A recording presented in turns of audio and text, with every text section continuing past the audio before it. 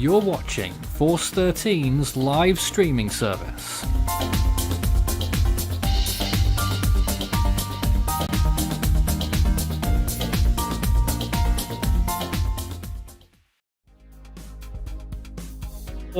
Drawing closer to Luzon, 10W is on its way.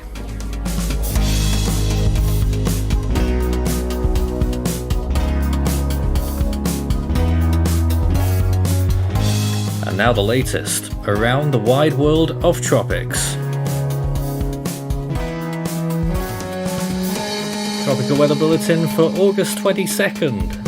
And it is a live Tropical Weather Bulletin. Hello to everyone, and we have 4 systems currently active, still the remnants of Yvette, but much more interestingly the Western Pacific, where there are 2 areas of interest, a tropical storm, 10W, and tropical depression that we've given for 99W, which is much further out to sea. 4B moving inland still over India. Day 83 of Atlantic hurricane season, and we've got these 2 areas of interest still with low chances of development. One of them already clearing, the Cape Verde Islands, and the other one will be appearing soon on the other side, near Africa, in a couple of days. Keep watching that in long run. Day 100 in the Eastern Pacific, and we still have the remnants of Yvette, although we expect that they'll be dying off very soon indeed. Also, late news on that, a 40% chance issued by the National Hurricane Center further east, which we'll be discussing in due course. Western Pacific, Tropical Storm 10 is about to reach Luzon, still around 250 kilometers offshore. Tropical depression that we've given 99W, it looks excellent on satellite, and a 40% chance behind that as well could develop in the next 5 days. Also looking very good, even though it's hundreds of miles inland, is Tropical Depression 4B over India. So that's all that we have right now, and I've not fixed the music randomly cutting off here. It will, there it goes. So that is our latest recap on what's going on around the tropics, and to discuss the whole thing tonight is myself, Nathan Foy, here in the chair, and of course my team, who we have quite a few people here tonight. Adafira, Ethan, Daniel, Jose, David, and Lucas. Hello to all of you. Don't mind me, I just choked on a sandwich. Hello. Excellent. Greetings, comrade. If that's not a blooper, I swear. Alright, well, that's not quite what we're here for though. Tropical Storm 10W is the main feature, and you can see everyone's up here with their various screens. I don't know where to begin. Let's begin looking at Jose's screen. Showing everything that's going on there with our new tropical storm. Ethan, you're here with us tonight. It's just sort of natural for me to go to you first because you're such a regular. What are your thoughts on this new storm? Do you agree with it? Is it an actual tropical storm? And how's it looking? ASCAP passed earlier today. It did get 30-knot winds in the circulation, so encountering for undersampling, that probably gives 35-knot winds. But given that this thing is constantly blowing up convection, you can see it down there in the bottom left of your screen on my screen, Nathan. But given that ASCAT has, of course, gotten that 30-knot winds, encountering for a little bit of undersampling, that probably gives you 35 knots. But SATCON is up to 37 knots, and ADT is down at 30 knots. So this might still be a tropical depression, but I think it's good enough to barely classify this as a tropical storm right now. But certainly, you can see with 10W here, hopefully my screen didn't break, and it did. But we'll let this loop here. But the main thing that is going to be the biggest threat with this system, and you can already see it taking place right now, actually. You can see the center of circulation up here. But we have all of this thunderstorm activity displaced to the south. So all the center of circulation is going to pass northwest here and may pass over the northwestern side of Luzon. All that thunderstorm activity is going to stay limited to the southern side of that circulation, which is unfortunately going to put a good part of the Philippines, central and northern Philippines, within this within the effect radius of this. So that's going to lead to heavy rainfall, a lot of strong winds, rough surf, maybe even some storm surge problems. could result from this. Not major, like we're not talking about like big typhoon storm surge, but certainly some big areas, almost some coastal areas that might happen from that. But this is going to lead to some significant problems, and it is very often that you see people across the world, especially in areas like the Philippines, the U.S., around the world, underestimate the power of rainfall. Please do not underestimate the power of rainfall. It has been shown that rainfall is a big threat from tropical cyclones, and this is no different here. I'm not saying that this is going to be a bad storm, but don't underestimate this storm. And whatever your local officials tell you to do, heed that pretty strongly. I'm not exactly sure what rainfall totals we'll be seeing from that, but I imagine Nathan got those numbers for me. Yeah, we'll be able to check the new information from the GFS model as well shortly, but for the last I saw, it looks pretty assured that some parts of the western mountains of central Luzon are going to get more than 1,000 millimeters of rain. Yeah, that's going to lead to a lot of flash flooding issues, and I'm not exactly sure how mountainous this area is between the storm and, say, Manila. I'm not sure how mountainous it is. It's very mountainous. Okay, that's going to lead to some mudslide issues as well as maybe some landsliding issues as well. David, you have that model up there. Yes. Do you want to talk about it? Well, I can't get any closer, but looking at the readings of the 18Z GFS, rainfalls on the average rainfall totals for the western side, and it goes from anywhere from like 200 to, in this case, 1,100 millimeters of rain, which will cause a lot of flooding and could cause mudslides. Same concerns as Ethan has. We'll get a proper look at that shortly. Does anyone have the warning graphics right now? Because I think, David, you're close to it right now as well. Signal graphics, you mean? Yes, please. There are Signal 1 warnings over large areas, and we ought to show a graphical depiction of that, if we can. I'm hunting for it right now. Everyone's scrambling to find that. In here. Here's Pegasus Cone. All right, let's look at that first. Pegasus Cone. We've got a change. Severe tropical storm forecasted by them now. That does not surprise me at all, and I'm a little surprised they didn't do that originally for the South China Sea peak. Yeah, I'll have to look back at your update here, Nathan, so just give me one moment, because I think Pegasus Cone has actually trended ever so slightly northward, I think. It has a bit of a north jog there.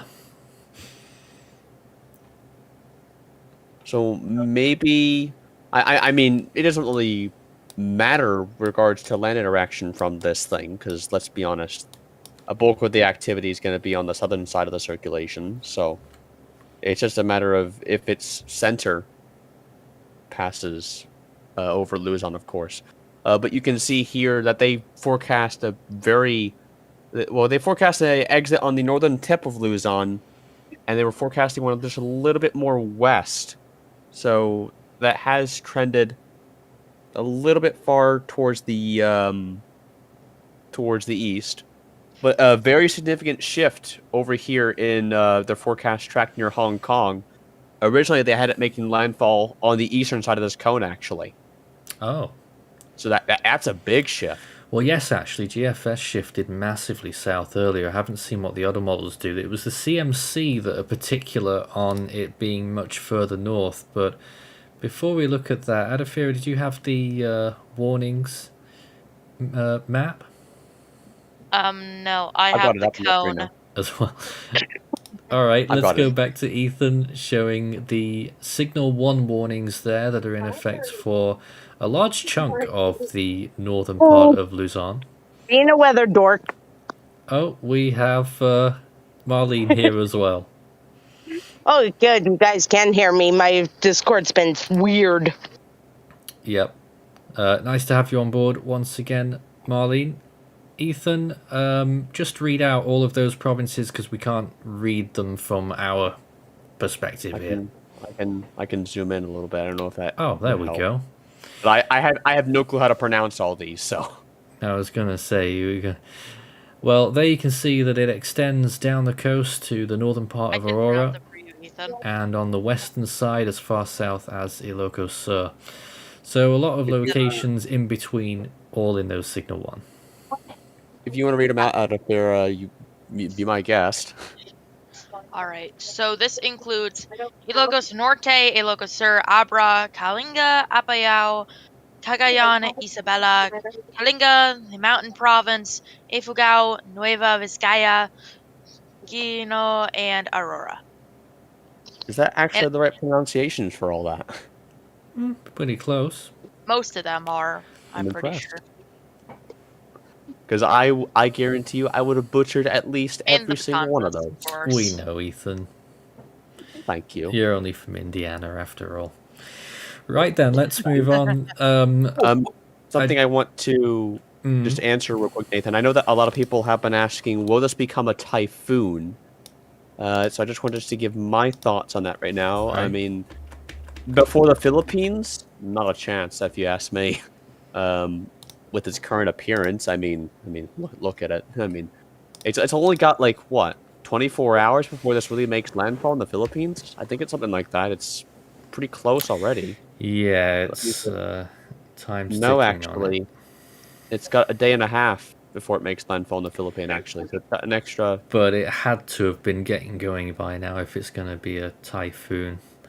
And it's more than partly exposed, so it's not going to happen.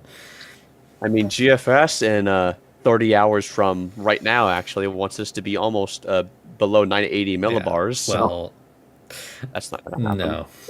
No, it's not. Just having a look at the Euro here. No, the Euro doesn't develop it into a typhoon. I'd say if this is going to become a typhoon, it's going to be before it makes landfall in Hong Kong. We're not really going to be looking at a typhoon impact here in the Philippines at all. Going to be a rainfall threat for the Philippines. We'll be able to take your questions all throughout this hour-long live Tropical Weather Bulletin. Start your message with Force 13 all in text. A few have come in already. Such as, would we do an automated stream if 2 or more storms form? We're actually planning to do an automated stream. It was supposed to be today, it just hasn't really, we haven't found the time to do it. We're hoping it's going to be tomorrow that we have an automated stream running. And of course, pretty soon, and pretty soon in, I don't know when, but I know that there is a team working on it. We've got a full development team that are working on a new automated streaming interface, which is like our earthquake stream, but better. So I'm very excited about that, which is on the way, but I'm just, with obviously technical hurdles, I'm hoping it's just going to be a few more weeks. So hopefully that will happen soon. So I'm hoping I can pan over here and that it doesn't break. It is going to break. Persevere with it. But I'll give it a second to load. But I was wanting to show, what is this? 99W? It's 97W or 99W. It's one of those two. I'm pretty sure it is. I'm confused by that whole thing. Let's just simplify it and say that it's there are 2 JMA depressions right now. One of them is 10W and the other one is this. Yeah, and either way, that looks way better than 10W. Yeah, Actually, It does, actually. You can just see it through the loop there, but that is quite clearly a tropical cyclone. And I would zoom out, but there's also a rainy mass or areas of thunderstorms to the east of this system, and that too is probably going to develop into a tropical cyclone. We can Not get one the yet. full disk imagery here. Just a minute. Here is the full Does this pose any picture. threat to land, Ethan? No, both of these systems, 99W and the system to the east, do not pose a threat to any landmass. I don't think. Apart from rip currents on the Ogasawara Islands, the Northern Marianas, and parts of East Japan. Yeah, there might be some impacts like that from these two systems, but overall, it's not really going to be too bad from land impacts from the system. Of course, these systems are going to remain fairly weak. I'm not sure if the eastern one is going to get any significant intensity going to it. I haven't had I haven't looked into the models significantly, but Doesn't look like it. Now- I'll pull up but the models if y'all want. It's just gonna loop out away. Now that we can look at this fairly clearly, you can see on the left-hand side, obviously 10W. 99W is the one that's really looking good towards the center right of your image. Above that is 97W, that little swirl that's been spinning off. And to its east, that rain mass over there near the right-hand side of the screen is what we're looking out for next. At various points, certain models have called for each one of these systems to form. 97, it looks like it's going to be the one that loses out. It looks like the other three are going to form. Obviously 2 have already, so that's the latest visible imagery as it appears, geocolor imagery here on the Himawari 8 full disc. 1 or 2 mentions of 4L now in the chat as well. I don't know if anyone wants to offer their analysis or comment on why and how It's it garbage. didn't, and how it failed to form. I don't know. it failed to form because it was in the Atlantic and not the East Pack. All right. I wouldn't agree with that, but Ratio. it's just that it didn't have enough time and it failed itself. Miserable. It collapsed on itself. Pretty Ethan's quite much. biased though. It If you don't collapsed mind, on the Mexican state of Tamaulipas.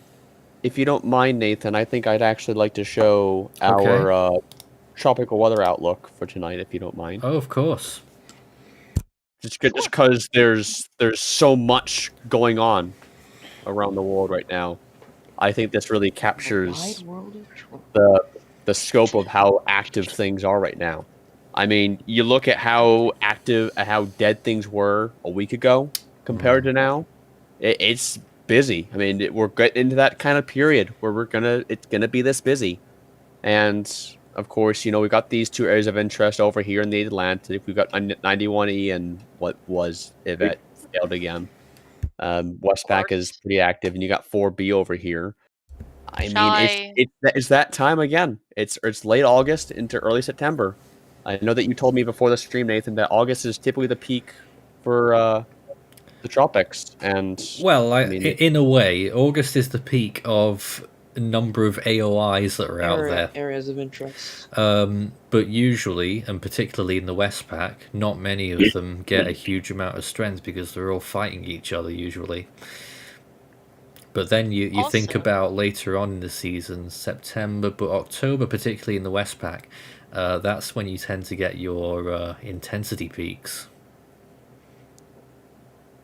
absolutely, it's very peculiar to watch this kind of go by, I guess you could say. I don't know if I would be interested in making some sort of loop towards the end of the year just to see how our TWO has evolved and everything throughout the year, but it would be interesting to see. But certainly it's for some people it's good to see that the tropics are finally active, I guess. Well, for people who like tracking them. But yeah, I do have it's been satellite pretty imagery. Yeah, go ahead. Let's have a look at another brand of satellite imagery here. Oh, we're looking at Here- India. Yep, this is 04B, which is still going after its landfall in Odisha a while ago. And It is so impressive. I think it's been, is it 3 days now nearly since it made landfall, and it's still looking like, I believe well, so, actually. it's still looking better than 10W actually. Yeah, pretty much. Looks And it's literally looks like huge. tropical depression center- over land. It's hard to tell, but the center of rotation is over pretty much the straight up middle of the Indian state of Madhya Pradesh. However, which there is a bunch of rainfall occurring in Madhya Pradesh from some blowups and convection, as well as eastern Rajasthan, I believe, and northern parts of Madhya Pradesh. And this is And it's- this is still code blue on Ticos because of its rain potential. There are still around 5 to 10 million people inside an area that could receive 200 millimeters of rain further than what they've already seen. So, Absolutely. well, there it is on the model. Looking at this here, just go up to 96. You can see up to millimeters. This is about, I would say, about 250 millimeters of rain in central portions of Madhya Pradesh. Areas up to 150 to 175 millimeters. Maybe in some very small isolated areas nearing 200. And I'm over just northern wondering, parts is of it southern Pakistan. that swathe of rainfall moving west-northwestwards, as you said, into Pakistan? Is that still going to be from the storm well traceable and all that? It's virtually made a full transit of India there without Pretty succumbing. much. In fact, it's probably still going to be visible, and it'll probably eventually decay by the time it reaches Iran. God. Well then, that is 4B for our Indian audience. We are still tracking that one. We don't want to forget about that one, of course. What you tend to notice, especially with the JTWC, as soon as a storm makes landfall, they issue a final advisory, and that's it. They wash their hands of it. But this goes to show, even nearly 3 days after its original landfall, it's still going strong. Rare, but it is less rare in this area, actually. Especially the North Indian Basin. Also, might I add a little blow up of something, a little bit of circulation over South Pakistan, if you notice. How is that possible?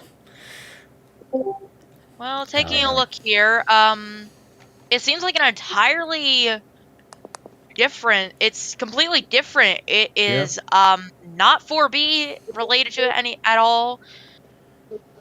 And it might just completely get eaten up by 4B. It's practically organized itself into, I know it's I been would mentioned say, a couple of times. like a little mini land depression. Yeah, let's get some more questions. Our long-time contributor David says, can we have a look at the South Indian near Indonesia to its northwest?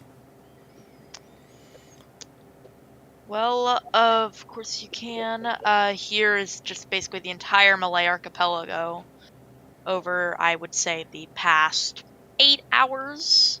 Where all the satellite imagery is slow. I'm not seeing much in the area that you've mentioned there. Pretty slow. Typical monsoonal patterns, it seems. There was another question as well. Would the AOI near West Africa become a hurricane and hit the New England coast? No. Way far out on anything regarding the Atlantic right now. I know it's a boring Pretty answer, much, yep. but it's pointless. It's true.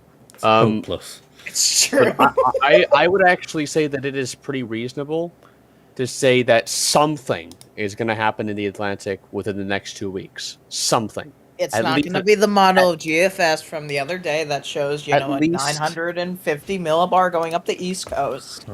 Yeah. It's going to be at least 940 hitting Puerto Rico.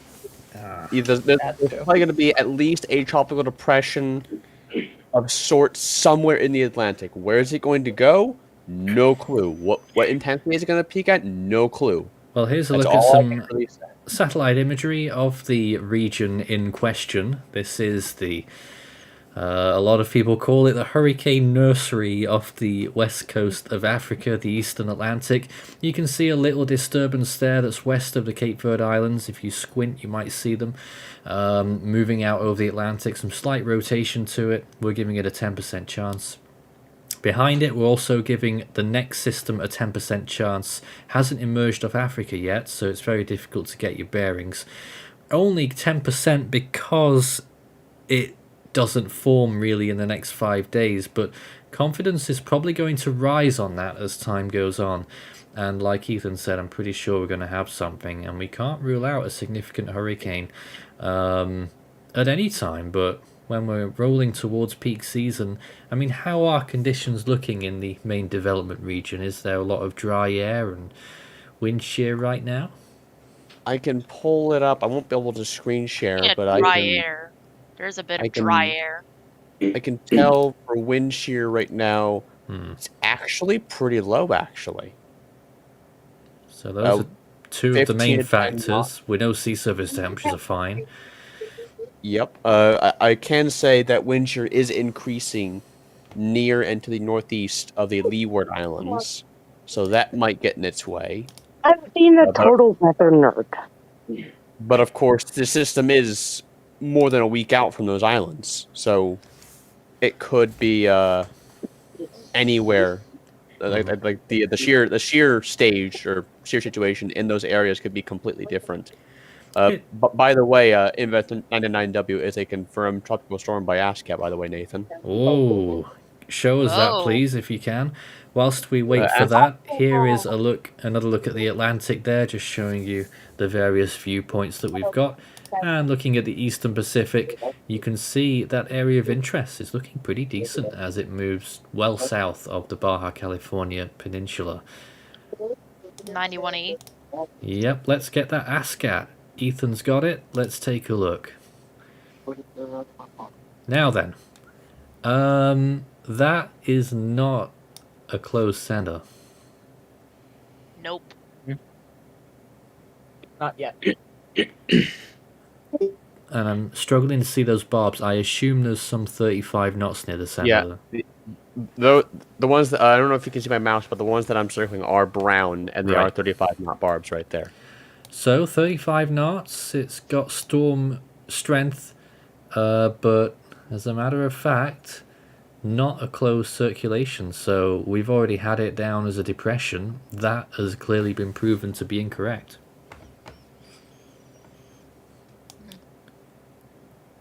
Because satellite imagery, though. It does, yeah. But there we go. That's why we have ASCAT. Very useful in determining things like this. And why does it matter whether it has a circulation or not? Well, when it gets a circulation, that's when it can really start to get going and strengthen. I do have sea surface temperatures now. Alright, here they are. Alright, so let's take a look at our sea surface temperatures now. Yay! Disappointing excitement. The Eastern Pacific starting off pretty hot near the coast of Mexico, nearing 29 to 30 degrees Celsius, of course, getting down to about 26 to 27, maybe up to 28 as you approach the international date line in the Central Pacific, and those 28 to 29 going all the way down towards Panama. Interesting. So now the Atlantic, the main development region, in the lower latitudes are looking a little bit hotter, about 27 to 28 and 26 to 27. Basically north, anywhere north latitude of the city of Dakar along the coast here of Senegal, or the westernmost point of Africa, mainland Africa, I guess. The Caribbean's looking pretty good, 28 to 29, nearing 30 as you approach Cuba, and in fact some areas of 31 even. The Gulf of Mexico, 30, of course a little bit of some cooler areas around the coast, and 30 to even 31 in the Bahamas. And the areas around Bermuda, of course, still about 28. And the areas near Europe are a bit much colder in the subtropics especially. However, the Mediterranean is actually 28 to 29 near the coast of Libya and near Cyprus. And No areas wonder there's near... Medicanes then. Well, we've not had any this year, but you just almost So expect far. it now. So far. Red Sea and Persian Gulf, I mean, there's no tropical development there, but the Persian Gulf is like 34, 35, you know, you get it. Bay of Bengal is 28 to 29. There was 30s a while ago, and Yes. it is actually as you get closer towards the out of Sumatra. The Arabian Sea is still really cold off the coast of Somalia, so that's interesting. However, near the coast of India, it does get up towards 27. Western Pacific, South China Sea, Gulf of Tonkin, 30, areas around Borneo, 30, the rest of the South China Sea and Gulf of Thailand, 28 to 29, 29 to 30, across large portions of the Philippine Sea, and the 30-degree markers go as far north as nearly Japan and Korea. And some 30-degree markers along the coast of China. I even see a very small bit of 32, even though it's pretty hard for you to tell. real quick, the Very southern warm hemisphere. anomalies there as well. Yes, I'll get to that in a moment, Nathan. Southern hemisphere is actually warming up a little bit. It's been warming a little bit, especially near Sumatra, where we're actually seeing favorable tropical waters, 27 to 28, and as well in the portions of the South Pacific. It's easier if you go over here as well to see over by Samoa and Tonga that temperatures are still 26 to 27. We did have 01 SP not long ago. So, yeah. And then, of course, just other Alright. extratropicals. And I do have anomalies. If for some reason, it's really zoomed in. Alright, so here is our anomalies. You can see that La Nina is still in full swing. The Eastern Pacific is above average, mostly average as you approach the Central Pacific. The North Atlantic, mostly near to above average. The subtropical south and southeast of Newfoundland, very above average, especially in the Mediterranean as well. And also, shall I mention the very high extratropicals, Hudson Bay, the Baltic Sea, the very extratropical North Pacific, and areas north of Russia, extremely above average for this time of year. That does tend to happen in summer, though. Yes, it does. The Western Pacific, pretty much above average, although not by a big margin.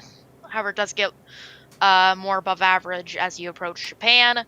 And the North Indian, Bay of Bengal, slightly above average. Arabian Sea, slightly below. The South Pacific, unusually above average for this time of year, and the South Indian is below. So I also have ocean heat content, so let's get to that. As you can see, the Northwest Caribbean, very, very full of energy there. Field day for any hurricanes moving over that region, as well as some blobs near the Bahamas, the main development region, and especially in the Gulf of Mexico. Taking a look at the North Pacific, of course, the Westpac is always not like this. The South China Sea, quietly dead though, although that is slightly common. Creeping ever closer to the Eastern Pacific and crossing the international date line in some areas. So who knows? Maybe Honey Weenies can speculate out there. God. And also off the coast of Mexico, just a little bit. And also, interestingly, I have the South Pacific. Yep. With some good ocean heat content near the Solomon Islands, although that is quite close to the equator. And we don't usually see tropical cyclones that far, or that close to the equator, I should say. Anywhere above 10 south, I would consider a very rare cyclone to occur. Although areas just north of Fiji are looking favorable, so who knows, we may see something there. And I also have some models, if my mouse actually knows how to work. Nope, what am I doing? No. What am I doing? Okay. So let's just start here in the North Atlantic. If my computer... Nope! Okay, my computer's having a field day. Okay. Alright, so let's start in the North Atlantic. Of course, let's see what the North Atlantic does. Two waves come off the eastern one that's currently over Senegal forms first. If you notice up north, you see two systems. Maybe subtropical, maybe not. Yeah, still a possible case for that. The western twin mostly dies off, and the eastern guy moves north of the Lesser Antilles and gets dangerously close to Bermuda and intensifies further as we reach the 384 marker in the Sargasso Sea. Alright, now in the Eastern Pacific here, let's see what the GFS has in store for the Eastern Pacific. It's mostly a wild case of nothing for a while. In fact, almost the entire thing, all the way up until near the very end of the loop, where we do have a little something. Ethan won't be very happy about that.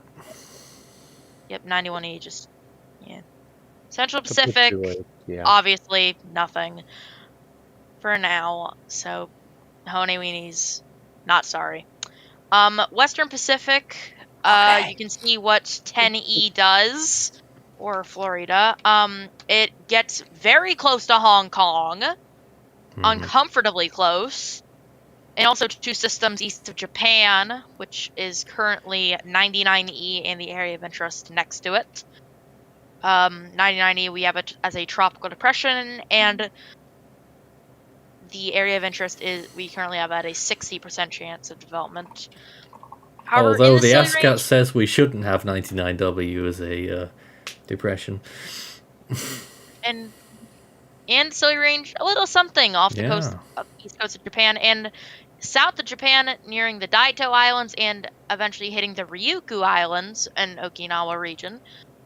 Wow. A large tropical cyclone smashes the south of Kyushu. Well, this is and an another interesting development because GFS has been flip-flopping about the Western Pacific from nothing happening to all of a sudden more cyclones happening there. I'm certainly on the side of more storms because that's usually what happens. All right. And also, before I continue the North Indian, you can see 04B already here. And the previously mentioned small little circling thing I mentioned earlier in Pakistan, this little like land depression thing, kind of, already there. However, these might merge. However, 04B might even try and make a comeback. However, likely won't. Oh boy. Which is good. And then, yes, Southwest Indian storm as we go through Silly Range, and an Arabian Sea storm. Yep. I remember on some previous runs, they had a, pretty sure there was a storm, these storms, these two. The Arabian Sea storm, I think this low was actually over here hitting Brunei, and another storm in the Flores Sea. So yeah, that was a wild ride. Experiencing that, if it would happen in actuality, which it probably doesn't. And I am just looking at the South Pacific, because, you know, after 01 SP, you kind of can't really. You still have to look at the models eventually, and just to make sure, let's just take a look at South America, just to, let's be completely sure, okay? And of course, just a bunch of high pressures, one after another, so obviously no threats there. I'd like to show at this point the rainfall expectations in the Philippines, because we didn't quite get around to the highest resolution that I have here. And this is really remarkable on the 18Z GFS. Along the western coast of the Philippines, you might be able to trace the outline of the coast there, but the maximum rainfall, look at this, 40 inches is now what the GFS is up to for the maximum rainfall. And where's that location? There it is, just along the western coast. Wow. I don't know if that's Ilocos or where exactly. I think that's La Union province. 40 inches, if that occurs, is a tremendous amount of rainfall. That is a lot. I'm trying to think what it is. That is 1,000 millimeters, I think. That is just over 1,000 millimeters, yes. So the highest I saw was 1.1K, 1,127 millimeter event. And elsewhere, even if that doesn't happen, huge amounts along the western coast. So I'm particularly concerned about the enormous amounts of rain that could occur from this storm on the western coast. Very high potential for flash flooding and landslides, which is probably going to be by far the main factor from this storm. I'm going to move back to, let's get the latest imagery right now. Let's just update this page and we'll be able to take a look at some more, hopefully more new imagery of 10W. Obviously the Philippine name, Florita. The JMA haven't yet named it unless one of my team has found out different. And in a moment I'll show you another look at that Atlantic system that I'm sure everyone is salivating over on my graphics. JMA have not named it yet, Nathan. I'm keeping a very close eye on it. But nothing from the JMA yet. Let's hope it stays that way for my storm update that I'm working on. Okay, there's been loads of comments, so let's take some questions here. Is it possible for hurricanes to form near the Gulf of Mexico? Of course it is, especially Yes, at this it time of is. year. And Did you forget Ida last year?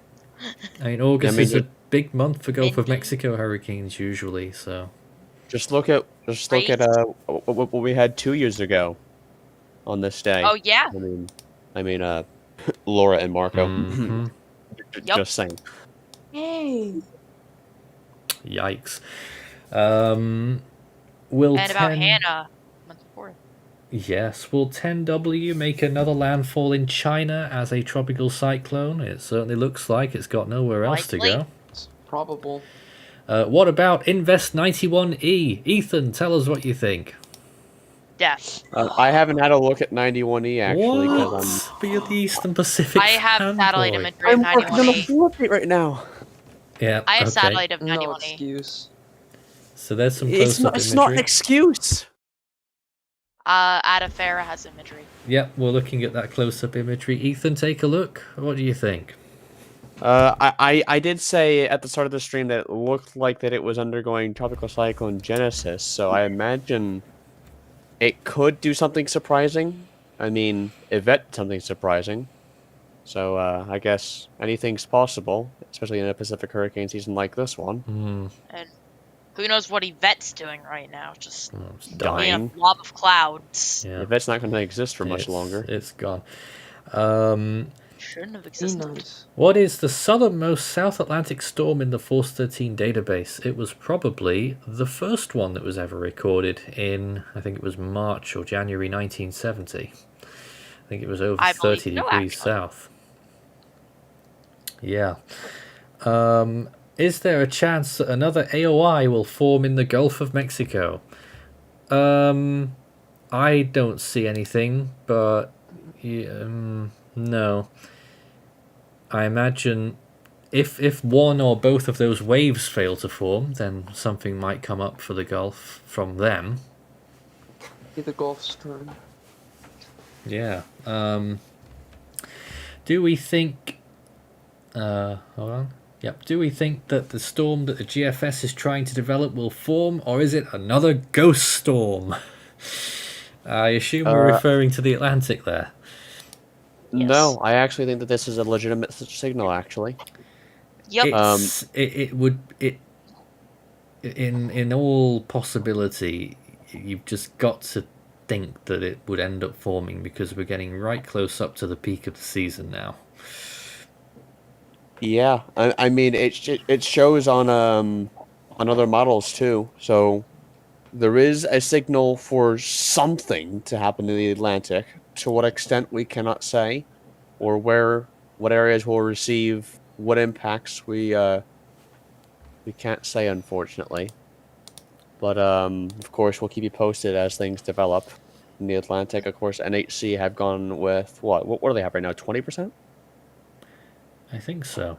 I can pull that up. Yeah, they've gone with a 20% for the next 5 days. Super says, will we post a 2022 hypothetical Ultimate Fans Atlantic hurricane season? Sure, we will at some point. Probably at the end of the year. November for Hurricane Week. Why do tropical cyclones don't form by the equator? They need the spin, they need the Coriolis effect, and there isn't much of that near the equator. You do have some exceptions. With some exceptions. I've got Tommy, something. 2001. I've got something interesting to show you here, Nathan. Okay. I know that this is kind of crappy quality for the imagery because this is windy.com, but have a look at the center of circulation. Wow, look at it. Of NW. compared to the land masses. So note where it is. I mean, here's Canduanes. It's pretty much due north of that. I'm actually Okay. quite concerned for the storm. It's the convection is getting further and further displaced right now. Yeah, but this is pretty notable. Now I switch over to the JTWC cone. It's there. Right. That's a southward shift, or it looks to be going. Just switch back west again still. for us. Ethan, I was gonna say little bit. that. It also seems to be going just due west now. And a Yeah, weaker if I storm loop is more the- likely to do that. If I loop the imagery here, Oh yes. I mean, you could argue that it's moving ever so slightly northwest, but I'm not really seeing any northwest movement at all yet. This is still moving west. But there are still suggestions that there could be a rather sudden jog to the north. Perhaps. Yes. But we don't But know yet. that's just something that has caught my eye while I'm working on this update. I'll keep an eye on it. That would definitely lower the time for the storm before landfall. A few more questions. Hurricane Danielle possible? No. Not in the next 5 days. If We're not Wait, close, I think, is the no. question. if everything goes right for this area of interest, certainly possible. But everything has to go right for the area of interest. That is not set in stone and is subject to change. Certainly hasn't Ethan, been a you're trend hurting my this year feelings. so far. Could 10W become a typhoon? I think it certainly could, although recent imagery is a little bit surprising in how bad it's looking right now. Well, Nathan, we've seen storms that have looked worse before the Philippines and have gone on to become typhoons in the South China Sea. Go on, what was the last one? Ramas. Oh gosh, I can't. That one Ramazon storm that I was covered big. a few years ago comes to mind. Alright. 1950s. What? Molave, I think is what it was. The one that happened during Zeta back in 2020. Gosh. Oh can't yeah. I do not remember that storm at all. We also had a comment from one of our chat mods, A Moment of Lovely, who says, maybe something for new people into the topic, what makes the convection of 10W go to the south? And can we explain what wind shear is? Because that basically is the reason why the convection is all on the south side of it. Also, the I'll reason simplify- why the storm is looking horrible. I'll simplify wind shear really simple for you here. Changing with wind direction in height. Really nice and simple. Pretty much. That blows all convection thunderstorms off. It likes to tear the Practically. storms apart. Wind shear is a hurricane or a typhoon's worst enemy, basically. Yes. It's like it's And basically what you're looking at there twin.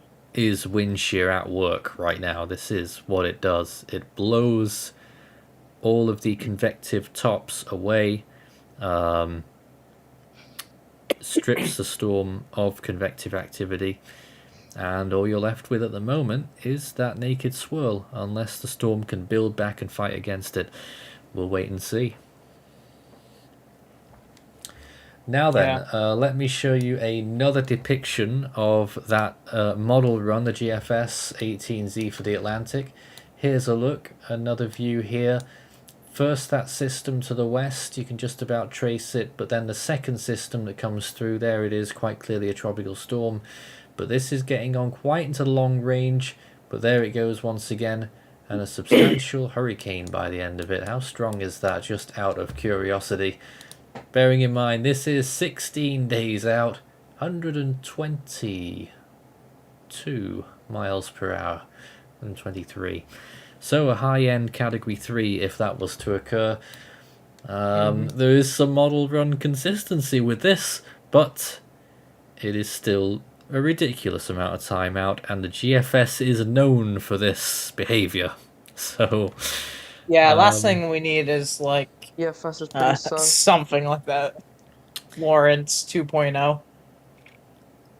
yeah. Do we think that the West Pacific will wake up once the wind shear calms down? Well, if it does, it certainly will. It is waking up past already, years. though, you know? Yeah. It is waking up. This storm isn't looking so great right now, but the one further to the east that we were looking at, 99W, is looking good. The next one is probably going to look good as well. The thing with the Westpac, it's the water temperatures extend very far down usually, so it will have plenty of fuel. And very for a far while. north as well. That too. Your power, extremely powerful typhoons. Yep. For the area. We have a few more minutes to run here before we wrap up. Does anyone... so if anyone has any questions, send them in. Does anyone in our team have anything else that they want to show us right now? I've got the wide view of the Atlantic. Interesting. I had that as well. I actually showed that once or twice. Maybe we could just bring it back to the Pegasa cone and the warnings again, then, just to reiterate that information. Whilst we wait for that... I'll just pull up the cone while someone else can do that. Whilst we wait for that, let's take a look at Taniel's screen, showing us some a better loop than what I have there of the visible imagery this morning as the storm approaches the Philippines. Yeah.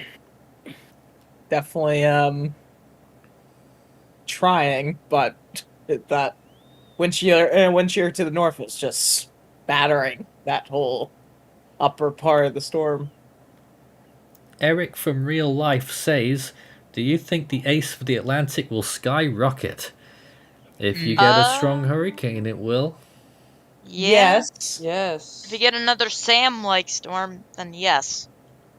But as of right now, the Atlantic is a measly 15% of ace of what it should be at this point in the year. Correct me if I'm wrong, but is the ace in the Atlantic right now only like 6? It is... Let's see... No, it's not even that, it's 3. What? Weak. 2.8. The other basins. 2.8. Oh, just a minute. Let me just get a percentage update compared to the year. We're 14% now. 14% of what it should be. The other basins, the North Indian Ocean is 7.3. Yep. The Westpac is 23.7. Mostly thanks to Malakas. And that's about 22% of what it should be. Really low. And the Northeastern Pacific is 81. Mostly thanks to storms like Darby and just overall the amount of hurricanes we had. Above average in the East Pac, but it's slowing down a little bit just at the moment. And already we're getting comments like the Atlantic will be dead forever. I remember hearing things like this during 1914 season part 2. During the 2009 hurricane season, which was dreadful by all accounts, and in 2013. It's 2019 at first too. Well, let's not forget that we are level with 2019 in terms of activity so far. So don't forget that. Actually lower. In terms of named storms, we're level. True. For a few more days. I think it's 3 days, is it, before Dorian forms? Yes. So, Don't even speak of that. I guess I'm just let's go saying. to the On This Day. Watch the next On name this be day. Dorian 2.0. Well, when we go to On This Day, that means that I'll be going back solo and I'll be saying goodbye to everyone. So, are we going to finish up here then? I guess so. I don't know. Up to you. I'll just take I'm a still couple gonna- more questions that are in here. When is cyclone season in the southern Indian Ocean going to begin? Usually it's around the end of October. Beginning Mostly. of November. Or this year. It's July. Has there been more Saharan dust around this time of year than usual in the last 2 years? I don't keep track of averages on that, so I'm not actually sure. I don't know if anyone else knows. It's not my area of expertise either. It's actually mostly been below average in the past 2 years. Which also helps with our massive influx of storms in 2020 and 2021. However, Stardust has been on the rise this year, and we could only assume it could maybe get higher by 2023. But none of we it don't is know. making its way through to the Western Atlantic, as you can clearly see on this imagery, Yeah. lovely in blue. Sometimes that becomes an issue, but in the Eastern Atlantic, I imagine there's still quite a bit there. I know there was at one point. And I think that is pretty much it. So let's go to the On This Day section and finish out tonight's Tropical Weather Bulletin. Here we are on August the 22nd, 2000. Alberto. We had... Yes, we did have Alberto, but Billis was the main feature, a Category 5 that was about to make landfall in Taiwan. An impressive, very powerful storm. Debbie was also out there as a Category 1 in the Atlantic, so there were 2 hurricanes active there. And Kayemi was moving towards Indochina as a tropical storm. Impressive, yes? Alberto is best. Alberto was about to die. Had a long life.